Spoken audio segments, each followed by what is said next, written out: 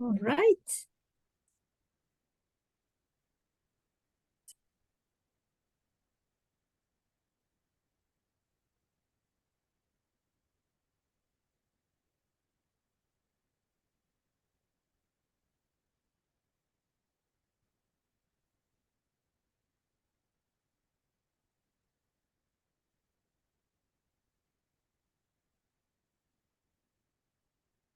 Right. Good afternoon. Thank you for joining us for today's event titled Heading Towards the 2024 European Parliament Elections, Lessons Learned from the Elections in Slovakia and Poland. My name is Vladislava Gubalova. I'm a senior fellow at GLOBSEC, and it is my pleasure to moderate today's discussion. We have three excellent experts. We have Maria Skóra, research associate at the Institute for European Politics in Berlin.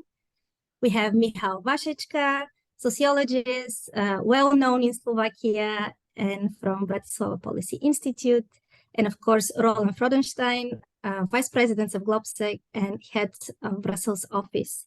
Thank you and welcome. We think that the topic is quite timely. The Polish elections were held exactly 10 days ago, and the Slovak ones less than a month ago. And in fact, it turns out that we are competing with President Čaputova as she's at the moment naming the new Slovak government. But we're thankful that you have joined us for the conversation. Of course, with much attention has been placed on the pre-election campaigning in both countries, the elections themselves, and of course the results. And this interest seems that have come not only from our region, Central European region, but all across Europe, in Brussels, and really beyond in Ukraine, the United States as well. So understandably, on the one hand, the geopolitical context with ongoing war in Ukraine places a certain emphasis on Poland and Slovakia being on the eastern flank and having a specific role. And on the other hand, with the approaching European Parliament elections, different stakeholders are eager already to extract lessons for next year. And perhaps today we will help them a little bit. So without further ado, maybe we should start first with a bit of an assessment. And if you allow me, Maria, I will go first to you. What are some of the maybe 2 or 3 essential takeaways that we should know about the Polish elections? Well, first of all, thank you very much for having me. That's always great to be at GLOBSEC. So as you know, on October 15, Poland has voted, and this has been labeled a historical vote. Everybody was expecting it will be very important as it would determine the future of the country, and in fact, it has. It was also historic because the voter turnout was a record high, and I would call it the first highlight of this ballot. Over 74% of voters turned up to cast their votes. This has been even a higher voter turnout than in 1989. So one could say the gravity of this election was well recognized in the society. In particular, young people were well represented in polling stations, and more women than men went to vote.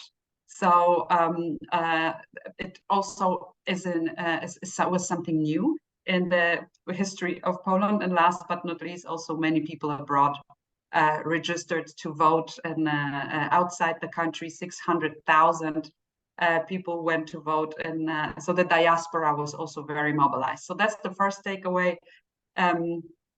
Amazing sign of sort of a robustness of Polish democracy, or that Polish democracy really lives and is and has its recognition in the young generation. Secondly, the outcome itself. The outcome itself was the following. Well, the governing coalition led under Law and Justice got 35% of the votes, and they, technically speaking, won the elections. But the opposition parties, or should I rather say alliances, because it's a specific characteristics of these elections that they're actually parties decided to build broader coalition and run within broader coalitions to secure a better result.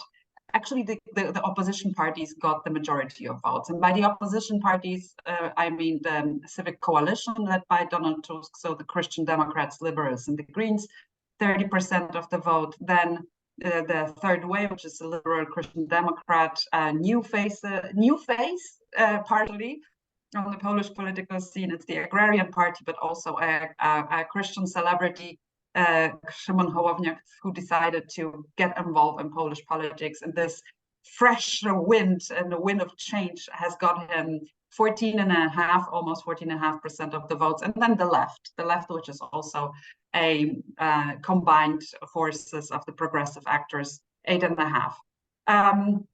So these three parties are already, or alliances already before the election, promised to form a government should they be able to have a secure majority in parliament. And as we're speaking, the President Duda, is talking to representatives of parties represented in the parliament to figure out who has what plans and a possibility to do what, and who would be the best candidate to form a new government. So that's the takeaway number 2. Although the Law and Justice won, they actually seems to have lost because they are not able to form a coalition.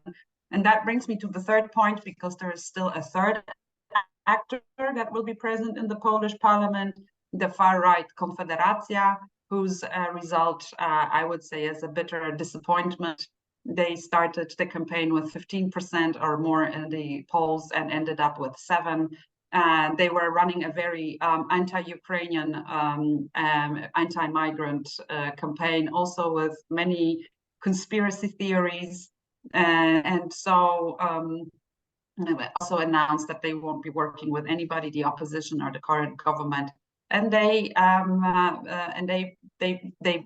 made it to the parliament, but are insignificant force that also feeds into their anti-European agenda, which really doesn't fly in Poland. So I would say this is the third takeaway, that the extreme far right actually scored or finished less than expected. And the campaign was brutal. The campaign was very emotional. The campaign was more a competition more about the vision of Poland and not particular programs or policies.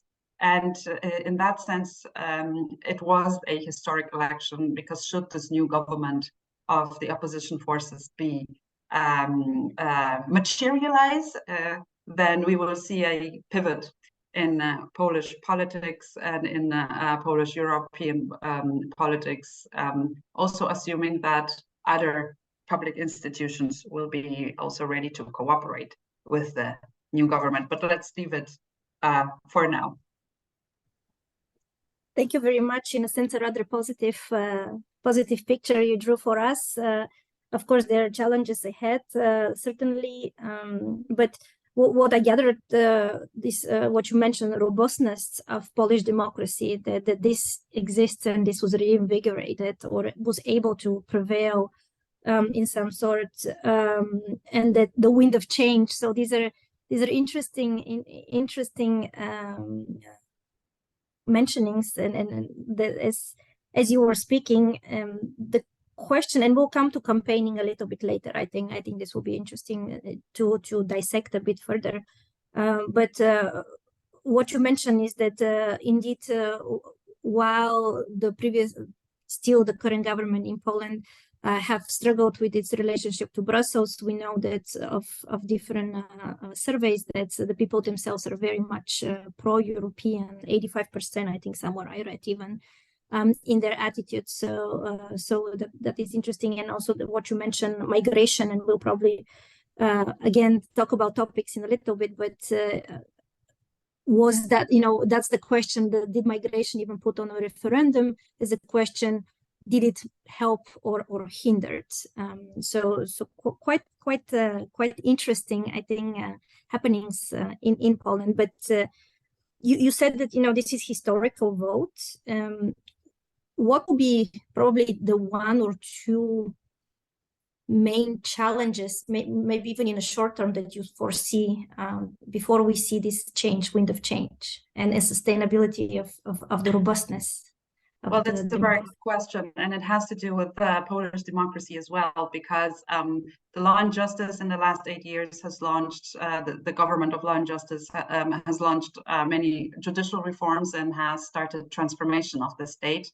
And this was in particular in the hands of Zbigniew Ziobro, the Minister of Justice, representing a junior coalition partner of the Law and Justice Party, of the Peace Party, Solidarna Polska, so Solidarność, now Sovereign Poland, now they relabeled.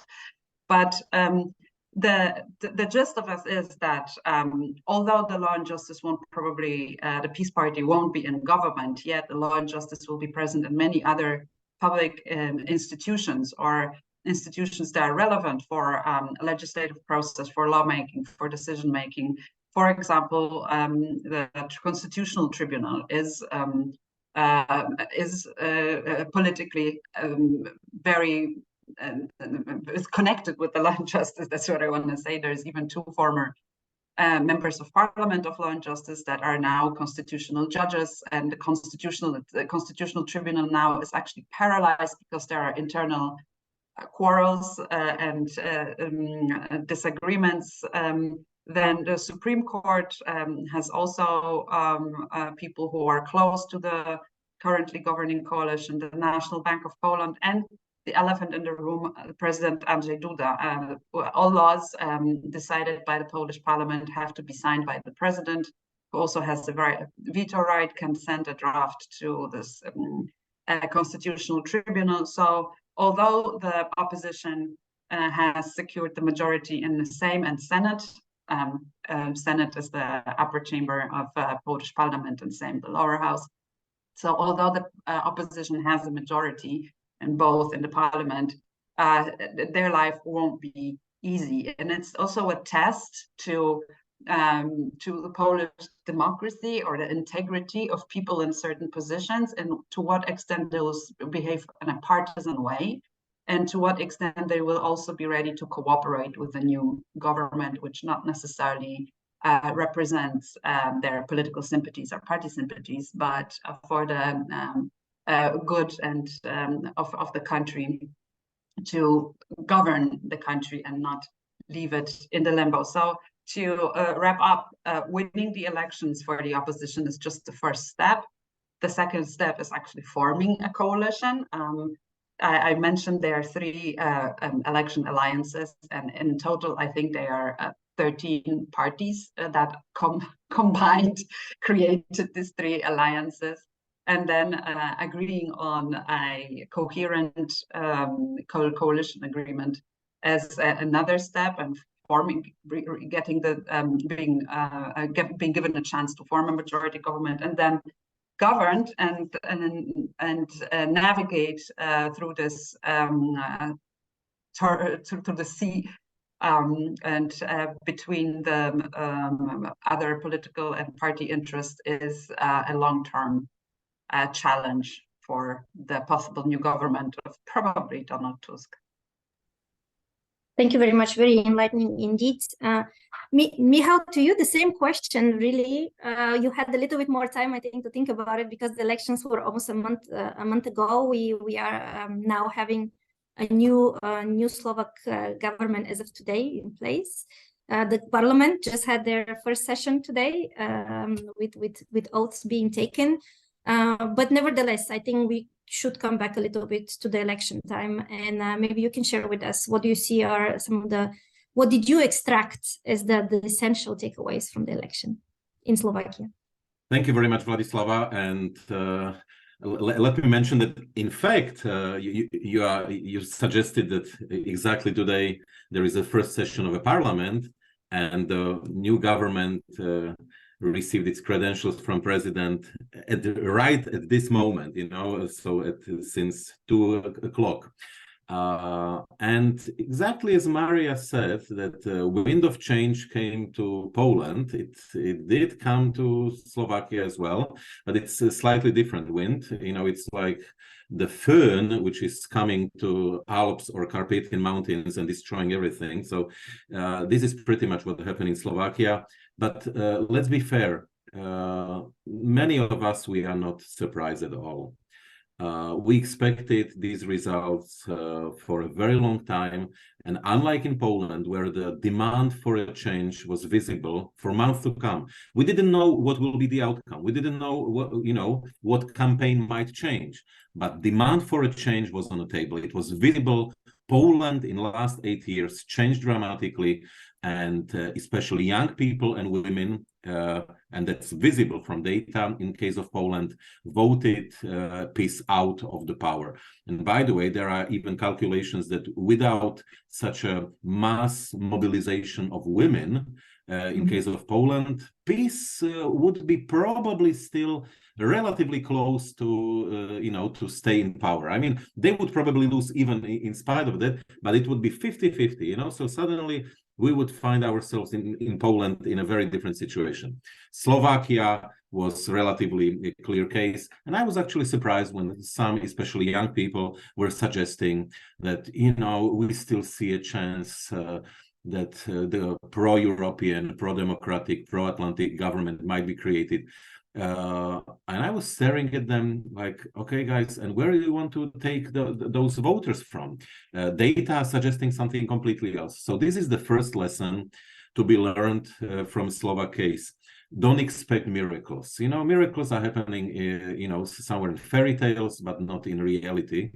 Data, simply follow data, take them seriously, and and don't ignore reality. And I believe that many people in Slovakia were ignoring it. So I would, as a sociologist, I would advocate simply let's follow data-driven policies here and not expect miracles. Secondly, the real challenge after Slovak elections is how to react on extremely brutal campaign of enemies of open society. And Maria would suggest, well, we had it in Poland as well. In case of Slovakia, I would suggest that what was happening on the side of Smer and Slovak National Party, many candidates for Slovak parliament actually crossed the red line in their campaign, and they didn't follow the basic rule of every democratic politician, simply to put extremists into this cordon sanitaire. Don't talk to them, don't cooperate with them. And in case of Slovakia, the red line was crossed so many times. In case of Slovak National Party, it's not don't cooperate with extremists. Slovak National Party is a extremely interesting and bizarre bunch of stars of disinformation scene, and all of them basically made it into parliament. And in case of Smer, Robert Fico, who is still claiming that he's a social democrat, although he's suggesting he's Slovak social democrat, not the LGBTI Brussels type of social democrat, which we don't know what he means by that, by the way. What kind of definition of a social democracy is that? Even Robert Fico crossed that line by organizing discussions with the most extreme activists from Slovakia. Let's say the guy who is living in London, who is the most visible anti-Semite from Slovakia, and this is the challenge which we will have to discuss and basically continue this discussion, which I followed in Poland. Many politicians, many sociologists, political scientists, Sierakowski, Sadurski, and many others were suggesting basically this before elections.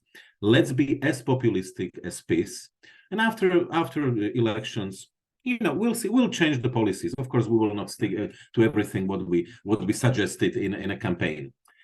I have a problem with that. I followed the Polish discussion. Slovakia didn't discuss it. Slovakia didn't discuss it simply because we had enough experiences with a wild populism, explosion, festival of populism that was brought by Matovic and his movement after elections of 2020. But maybe we should return to it, because obviously Slovak Democrats will have difficulties to win the next elections if they will stick to the same type of campaign they were organizing in these elections. And, I'm saying it with all the provocativeness of that statement. But again, let's follow the discussion that happened in Poland. In Poland, many people were rejecting ideas of those who were suggesting, let's bring another type of pro-European populism into the table. And many were saying, no, this is not our style. Democrats shouldn't, simply follow these rules of the game. And thirdly, let's, the last lesson learned, let's try to reflect what was happening in a country such as Slovakia. I mean, from outside. Many of us, we were suggesting that Slovakia is heading in a very problematic direction for a long time. And I remember that, unlike in case of Poland or Hungary, nobody was really listening. Slovakia is too small, too unimportant in the eyes of many. And many took for granted that Slovakia is simply the country which is at the moment helping Ukraine. Slovakia is this, good student of great democracies from the past. And it was very visible where Slovakia might end up. And I believe that many people took granted our previous experiences with liberal democracy, that simply nothing like that can happen. And just before elections, I remember how people were asking the same question, no matter whether journalists or people from Brussels. How that happened? How come we went that far?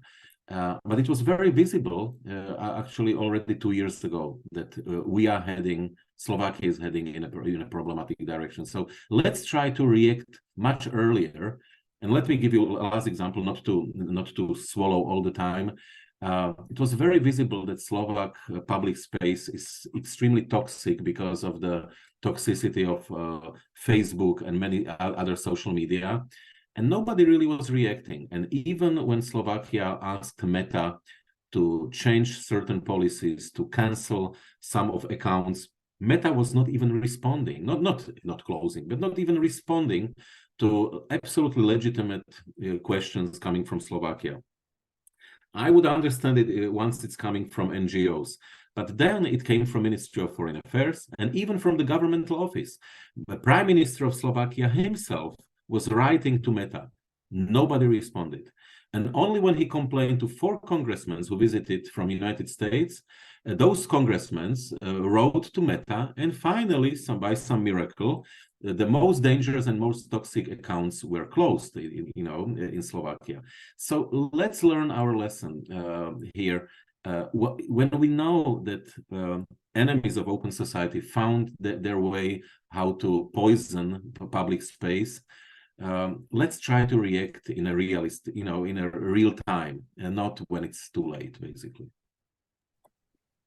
Thank you very much, Michal. A few interesting points that you brought. The red lines that were crossed in Slovakia very visibly, and the toxicity that was present, and not only around the election times. It was building, as you pointed out, for some time. And how do we deal with that? How do we deal when you cross those lines? Can you come back? And what does that mean for those that voted for you and for the society, if they were basing it on crossing those red lines? And you pointed out the data shows reality, and the data showed that this probably will be the outcome, which brings the question then, where does the Slovak society stands today? What would they like? What that society would like to see for Slovakia, for Europe, for more in even a global context? So that is something that maybe maybe you can touch upon in a very short manner, but the last thing that you said indeed about the reactionary time. So now we're dealing, when we talk about campaigns or communication, we're dealing with very different types of communication that we had in years ago, and so that timing and that time is very, very essential. So yeah, my question mainly would be, how does the Slovak society looks like if this is how they're voting, or what is the goal for the majority of the citizens going forward?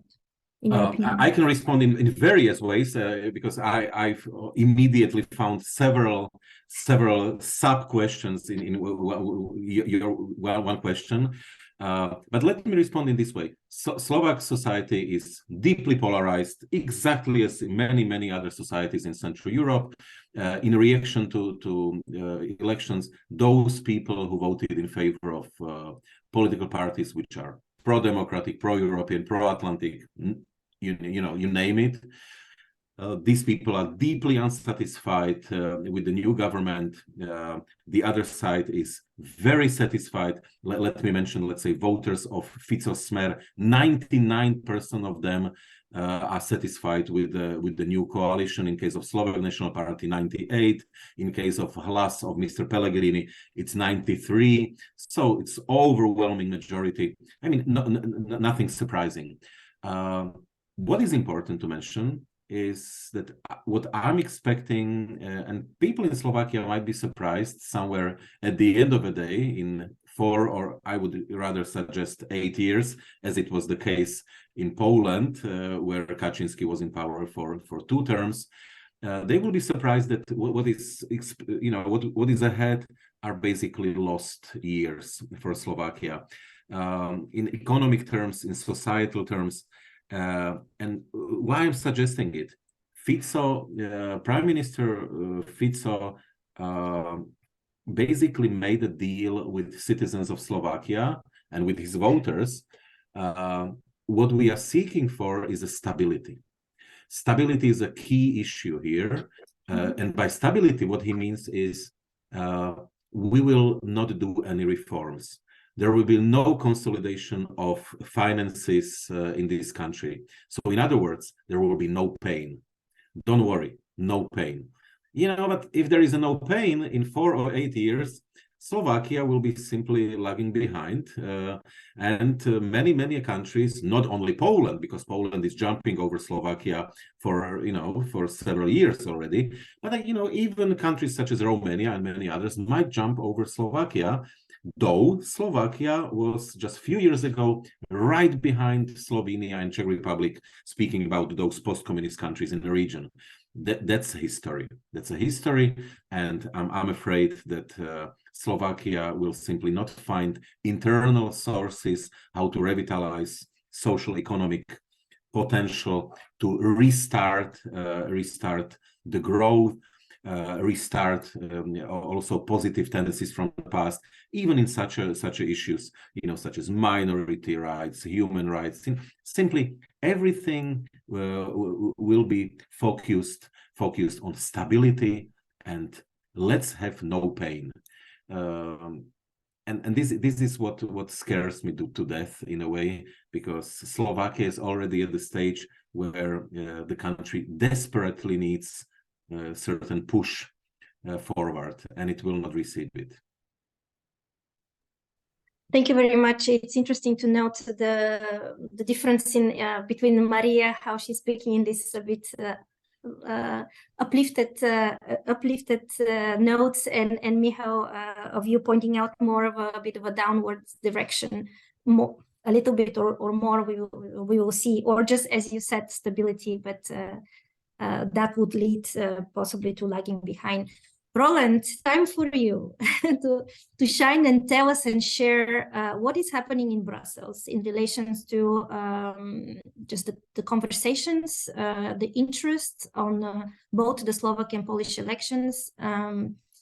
Were there some of these themes and topics that Maria and Michal that they pointed out? Is that something that it's in the air as well? What is happening in Brussels, and do we matter? The Slovakia and Poland matter, and their elections matter for Brussels? I'll tell you, Vladi, what's happening in Brussels. It's raining. Okay, and it's been raining the whole week. Okay, so having said that, the first reaction to both elections is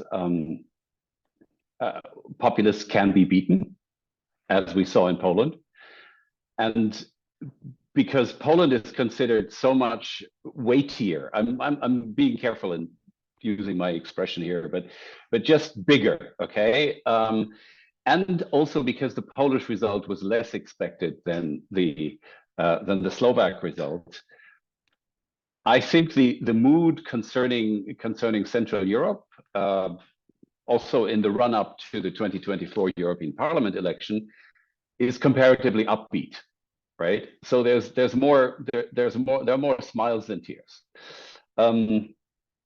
There is the awareness that Viktor Orban now has a soulmate and an ally in the European Council, and there is the awareness that yes, it seems to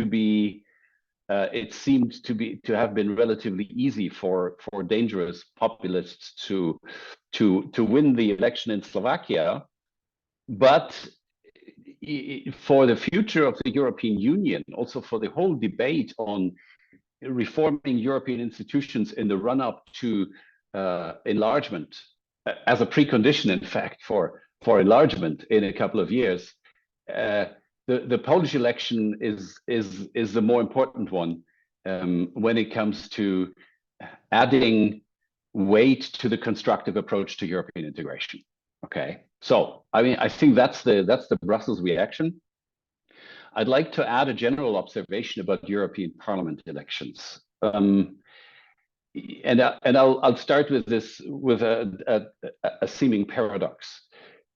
So European Parliament elections are not a national election; they are 27 national elections, and so. Of course, there are differences between the European Parliament elections, some of whom actually favor populists, simply because the perception of voters is still that European elections are about less substance, less direct impact upon the daily lives of citizens, which is, of course, wrong, but that's the impression. And so that in some countries increases the willingness to actually to punish the respective national government or forces and powers that be in voters' home countries by voting a certain way in the European elections, and this usually goes in favor of the populist parties or the extremes. Having said that, the European elections rarely result in anything even remotely approaching a landslide, right? Simply because there are 27 member states, whatever happens in one member state is usually offset by something that happens in another member state, right? So nothing happens suddenly in European elections as compared to the last one. And we all know that ever since 2014, nationalist and populist and extreme parties have been on a rising trajectory, and yet that rise has never been dramatic, and that rise has never led to a unified political force in the European Parliament or in European politics in general. So I would say whatever we say about what happened in either Poland or Slovakia cannot be translated 100% into a prediction about the European elections. I do think there are some important takeaways, but I think we're coming to that later on. Thank you very much. Takeaways from these national elections. Thank you very much. Yes, indeed, I think we should be touching upon some takeaways as well, or those some were mentioned, but I think that there is more to be said for sure. Just for the audience, in the meantime, if you do have a question and you would like to ask, you can use the Q&A option, And I will try to, as we have the conversation, to integrate any of the questions or as many as the question as possible. And also we will at some point also in the chat section ask you, when you have a few minutes of your time, to submit or fill out a small evaluation survey, for which we're thanking you ahead of time. Now back to our conversation, of course. We already mentioned, or everybody already mentioned, campaigning and campaigns in some sort, and we, both Maria and Michal, already spoke a little bit about the polarization or the brutality, actually, more so, of these campaigns. So the question is, were these campaigns that much different than we've seen before in those countries? Were they that much more aggressive and polarizing? And do you see that this is kind of the new model, the new normal that we would expect? And what does that really mean, again, for the European societies, if we're trying, in some sense, to translate towards the next year's European Parliament elections, that if this is the preferred model, and as Roland was already mentioning, that it seems that then it is those disruptors, this populist, more extreme disruptors that gain from that, then where do we stand? How do we deal with this, or can we adjust? Maybe Michal this time can start, and Maria, you can add on. I'll be relatively short here. First, yes, I believe the campaign was different in comparison to the past, and let me repeat it again, because red lines were crossed. What Robert Fico was doing in Slovakia was incompatible even with the dramatic campaign typical for AfD in Germany, Le Pen in France, Brothers of Italy, or ÖFP in Austria. Simply, he was basically behaving and speaking and saying things that usually are typical for extremists in Western Europe, you know. And again, let me repeat, he went much further than Western Europe is used in case of all those people who are usually considered to be far right. And I'm basically saying all these people are moderate in comparison what we experience in Slovakia from Robert Fico. Robert Fico was able to radicalize his constituency, his voters, to that extent that, according to qualitative public opinion polls, you know, focus groups that were done on voters of Slovak fascists and voters of Smer, it brought almost unbelievable results that radicalization and I would even say acceptance of certain extremist statements on the side of voters of Smer is higher than in case of Slovak fascists. You know, so, you know, let's try. I will try to compare it to Poland. Let's try to imagine the world where voters of peace would be even more radicalized and extremist than voters of Confederacja. You know, and then suddenly we would have the complex picture. So for me, in this sense, you know, it's difficult to imagine how far the campaign might go. You know, what is the next step? Because next step is the open violence. We had it in Slovakia, you know, in this bizarre case of Igor Matovič trying to distract the press conference of Smer. Okay, I mean, they beated each other to a certain extent. It was rather awkward, you know. I felt deeply embarrassed by it, but the violence was already there, you know. Suggestion that this might be repeated. So that's the first thing, and the second lesson learned. Something is changing in public communication. Many things that were typical for the world of political communication and political PR in the past are simply not working. And let me give you an example.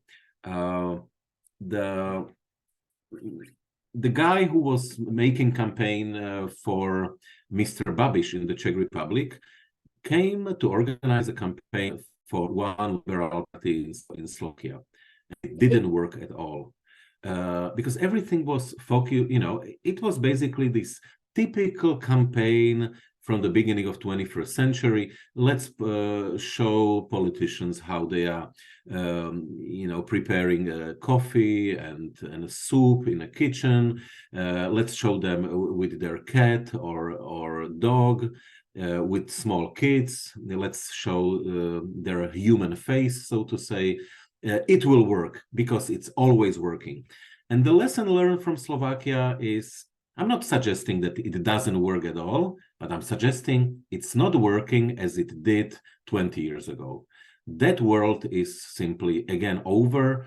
What is working in a campaign is, unfortunately, populism, and what is working in a campaign are rather social psychological issues, so the ability to play with alienation, anomie, distrust towards certain institutions, distrust between people. So basically social psychology, and I would even say psychotherapy are keywords here, not just standard marketing, political marketing from the past. Thank you, Michal. Yeah, playing on exactly what you said, social psychological fear, anger, and feeding through this information. But we can talk about that in a little bit. Maria, would you like to add anything? Yeah, sure. I will add 3 points about Poland, and I would start before we go into the campaign. I would like to flag one important thing about the elections in Poland. They've already taken place in eroded democracy, eroded because the law and justice and their coalition partner have been governing Poland for the last 8 years. And it's not only judiciary reforms that were implemented, but also, for example, public media that have been taken over and that have been very partisan, neither neutral nor objective. And that was also the case during the campaign. Also during the election, a referendum was organized with very suggestive 4 questions that the aim of it was, on the one hand, to motivate people or to suggest people who already came to polling stations to choose a more radical party on the list, or the party that represents certain policies like against migration, against higher retirement age, and so on. But also the referendum was used to finance the campaign with public money, so of the governing coalition. So what I would like to say is, for the European election, it would be also very important to make sure that the elections are not only free, but also fair. And OSCE, in their new report after the election in Poland, have stated, yes, their elections were free, but the campaign was not fair. So just to start with setting the scene. Regarding the campaign, it also was very polarized and brutal. There was also cases of interrupting meeting with interrupting people from the currently governing coalition, interrupting the meetings with the voters of the opposition parties. The media I have already mentioned. There was a very aggressive anti-German rhetoric coming from the government, blaming Berlin and Germany for all the unluck coming to Poland, and also accusing Donald Tusk of representing foreign influence, German influence, representing the German interest. So this sort of alienation and deciding who is a true Pole and who is a traitor. This was something that Law and Justice embarked on. And I would say I partially agree with Michal that this has worked, but I don't think this strategy works with everybody. It depends. What works in the campaign, it depends on who we want to reach in the campaign. And actually, people who were already tired with the non-stop pro-government propaganda in the public media, who were already tired of non-stop blaming Tusk and Germany and Brussels for all the misfortune that Poland has had in the past. People who are tired of constant fight and Tusk and Kaczynski clashing all the time, have chosen those two other parties that, or two other offers that were on the table, namely Poland, the third way, so the new faces in politics, or the left, exactly because they didn't want to participate and still be facing this campaign of hate and victim blaming and blaming each other. And I would say I agree that it's not at all a proxy for European elections. I mean, usually what I see in Poland is that the European elections, the campaigns anyway revolve around domestic topics. Actually, by the last occasion of the European elections, 2019, my colleague Sophie Ponschlegel and I, still back at Das Progressive Centrum, we published a comparison of election campaigns in France, Germany, and Poland. And the Polish campaign was the least European one, because it absolutely was focused on the domestic political dynamics. So let's see what happens in till June. As said, this potential new Polish government will be a little bit limited and blocked with all the reforms they have promised for all the institutional, systemic reasons, political reasons that I mentioned before. But to summarize, the campaign can be brutal, but fortunately, we've learned from Poland that a polarizing, aggressive campaign does not necessarily speak to the majority of voters. Polityka, the main Polish weekly in Poland, has also reported that Law and Justice was the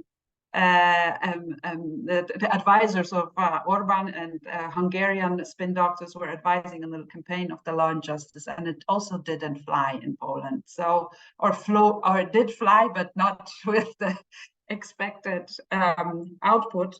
So I would say this works well in Germany, where I'm based and live. The cordon sanitaire around radical populist parties, and let's see to what extent it can be also adapted for the coming European elections. Thank you very much, Maria. Going to Roland.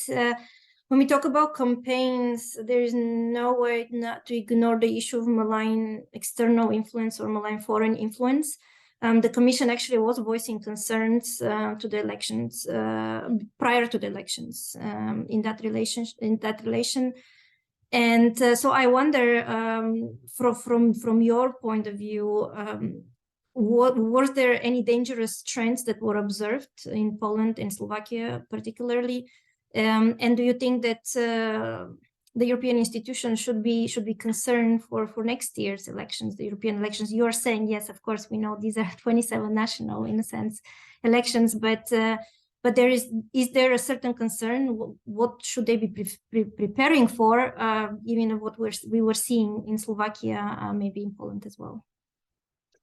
Well, I mean, first of all, hostile foreign influence, certainly to some degree in Slovakia.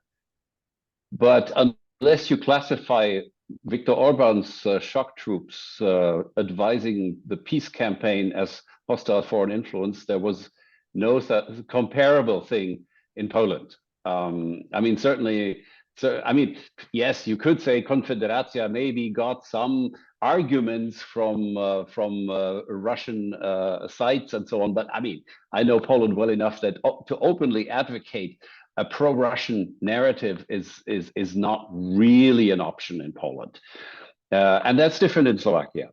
And this brings me to this decisive point. No matter whether we talk about the European elections or the two national elections that we were discussing here, or the 25 other national elections that will happen sooner or later, you know, I would warn from blaming everything on the Kremlin trolls, people being on Kremlin payroll, or people being victims of Russian disinfo, or whoever produces the disinfo. I would strongly advise not to make that the main topic, and not to make finger pointing that, oh yes, that person is under the influence and so on. That cannot be the response to the evident influence that is there, because the influence would not work without willing recipients for arguments, for styles of campaigning, and so on. So if we refocus at least part of the discussion on truly domestic factors and people who do what they do and say what they say, not because they're victims of disinfo or on the Kremlin's payroll, but because they actually believe this, I think we're on a good way. We need to refocus on this as a political fight. And here again, the Polish opposition is an excellent example, because they managed to frame and reframe issues and parties and programs in their sense. So I think that should be an important lesson. Not every populist is a result of hostile foreign influence, and that means the fight ultimately has to be a political one, which of course then means that you still need to try to limit fake news, disinformation, and all this. But banning certain media, I think, is of really limited use as long as new ways of communication can be found. RT is now banned in practically the entire European Union, and their narratives still appear. And they don't always appear as a result of wads of cash being handed over. So here's my big plea. First of all, consider the European election indeed as different national elections, and use the positive and negative lessons of what to do and what not to do from Poland and Slovakia in different ways in different national European elections. In some countries, the example of the Polish opposition will work great. In other countries, I think the shortcomings of the centrist and democratic parties of Slovakia should also be heeded, and people should maybe campaigners in some countries must certainly refocus on domestic issues, the real worries of real people, up to the question of how smart were your COVID policies. I think that was a huge factor in the Slovak election. The botched approach to the pandemic 3 years ago. So it really depends. It's very difficult to distill the one big lesson that is valid for the European election in all 27 member states. But the most important takeaway for me is it is possible to counteract and even to beat populists and nationalists if the conditions are right and if the policies are smart. Thank you very much, Roland.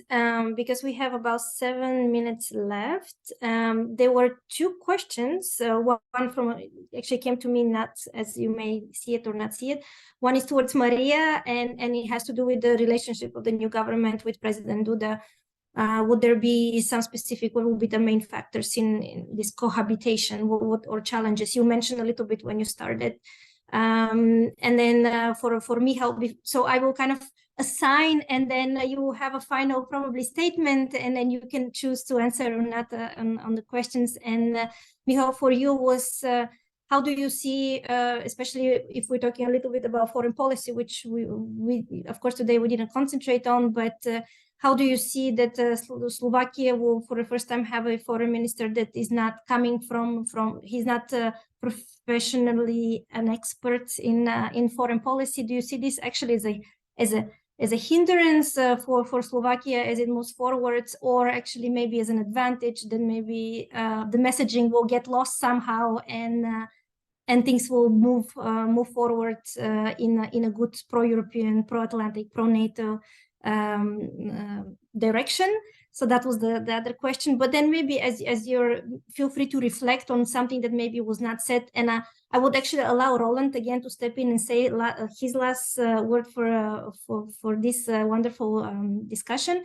And this is that, what do you think, what do you foresee will be probably the main themes and topics that will be discussed around the European elections? Would it be you're saying, yes, that we need to talk about, and Maria pointed out that if it's domestic-oriented issues and often falls into these domestic-oriented issues, even if we are campaigning for European Parliament elections, but would there be some other topics, enlargement, internal reforms of the EU, migration? What is your prediction? Of course, I know you don't have a magic glass ball.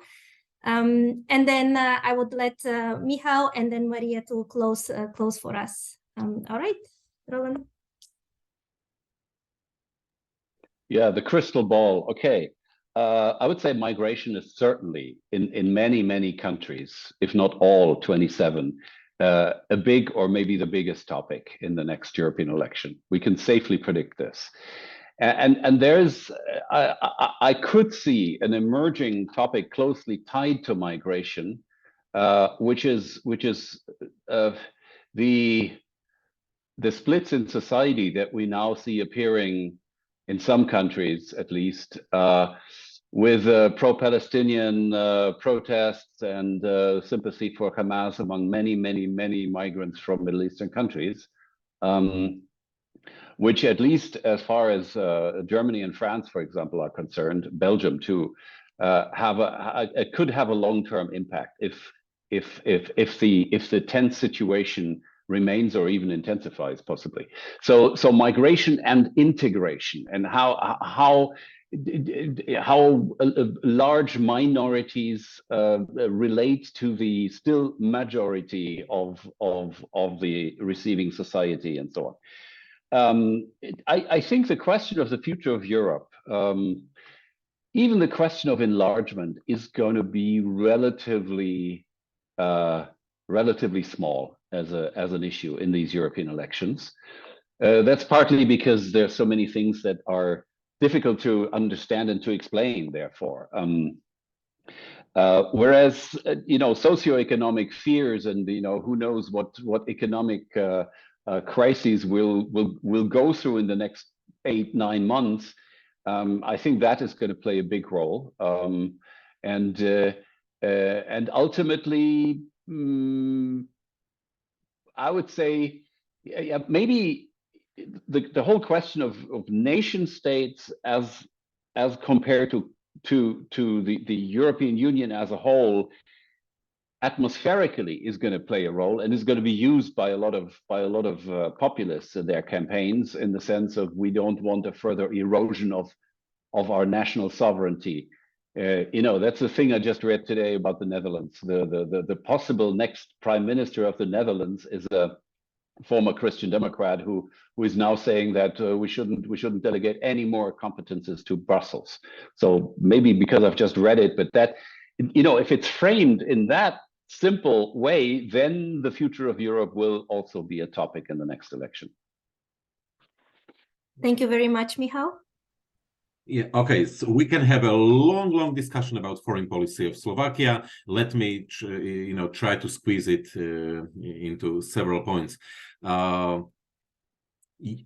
What you mentioned was actually understatement when you said that the new Minister of Foreign Affairs is not a diplomat by education. Well, he's not only not expert, but even his English is kind of broken, obviously. So what was mentioned once by Donald Tusk when he traveled to Brussels, that he has to polish his English. I mean, this guy will have to polish his English dramatically. So we'll see what will happen. Let's have a positive mood here. Now, seriously, Fico, unlike Orban in the past, was never interested in foreign policy. He was always focusing on Slovakia. He never mentioned something like Orban. I want to be avant-garde of future illiberal Europe. I want to have a, I want to try to influence, policies in Warsaw, Rome, Berlin, or even Washington, D.C. Let's not forget Orban is financing even a think tank in Washington, D.C. This is not Fico's policies, but something changed here. And what we might expect is that Fico will join the club of those countries that are trying to undermine consensus concerning migration policies. It's very questionable whether Fico might continue the recent policy of Slovakia of, supporting sanctions against Russian Federation. We don't know, but I have a suspicion that there might be attempts to join Orban's policies. As for Ukraine, there will be a lot of very derogative words that will come about Ukraine, but as far as weapons and ammunition, that will go to Ukraine, and Fico already mentioned it. We are not going to give Ukraine anything. Let me mention, Slovakia doesn't have anything because our storages are empty because Slovakia gave everything it had. But business is business. That's what Fico said. Once business is business, Slovak factories will be producing ammunition for Ukraine, even under Fico. So we have various good news and bad news, but the bad news is that Mr. Fico will be more involved in foreign policy than ever before. And that's suggesting certain change here. Thank you very much, Michal. You really try to end on a positive note, but at the end, we will see. At the end, the sentence, yes, was different, but we will see. Right, Maria, you have the honor to close our event today with the last remarks. Go for it. Happily, I will first answer the question of Paulina. So indeed, Andrzej Duda still remains in the office till to 2025 at least. And as I mentioned before, any legislative process that the parliament would undertake has to go through his office, that has to go through his desk. So any remedial policies that the potential new government under Donald Tusk would be launching have to meet with the approval of the president. And I would be a hobby psychologist now and think about the choices Andrzej Duda has, because he's let himself know as actually a loyal supporter of the Law and Justice government. At the end of the day, he was a peace Law and Justice nominee. He won presidential election twice as a candidate of the United Right. He even got a very sarcastic nickname, Pen, because he's just signing all the bills decided by the parliament dominated by Law and Justice. So you can see sort of like a dynamics between the president and the current government. The dynamics might end or change with the shift of power in Poland, and that's a question to Andrzej Duda: what he wants, what legacy he wants to leave behind. Let's remember he's relatively young for a politician. He cannot run for the third time because he's already been president twice. He has to think about his future career. Not that he only has friends in the Peace Party and among, in this governing coalition. So I would say it depends on his integrity and on his planning, the relations he has with the mothership, so the Law and Justice Party, and how he's gonna play that. At the end of the day, he has a year and a half, and then should the current opposition, future government manage to also get an ally in the presidential panels with the candidate of, I don't know, Platforma Obywatelska or whatever, winning the election, then also life would be easier for the new government. But yeah, summarizing, it's up to Andrzej Duda what relationship he wants to have with this government. And it's up to his integrity and if he's a statesman or a partisan politician. And at the end of the day, to finish on a positive note with this integrity, I would also like to get back to the campaigns, right? And it's how the campaigns are run. It's also about the integrity of politicians, playing by the rules, mutual toleration, civility. And it would be really great if voters were punishing politicians for incivil behavior and rewarding them for integrity and playing fair in the campaigns. But of course, that's maybe wishful thinking. But it is in the hands both of the politics, both of the spin doctors, but also citizens at the end of the day, because at the end of the day, citizens are choosing people who then make decisions, right? So collective responsibility that we should hope the societies in Europe have or would develop till June 2024. Thank you, Maria. We don't have much time until June, and certainly we're out of time today. But indeed, to finish a little bit in a positive note, while definitely we've seen unheard of and unseen red lines being crossed, it is possible to counteract and beat populism and extremism when the right conditions are there. And part of building those right conditions is the collective responsibility that Maria mentioned. Thank you very much for a very insightful conversation. I hope that will continue in the future, and we'll have updated our talk once we know what the new governments are up to. Have a wonderful day, everyone, and we'll see you soon. Thank you. Thank you very much for the invitation. So much. Bye. Thank you very much.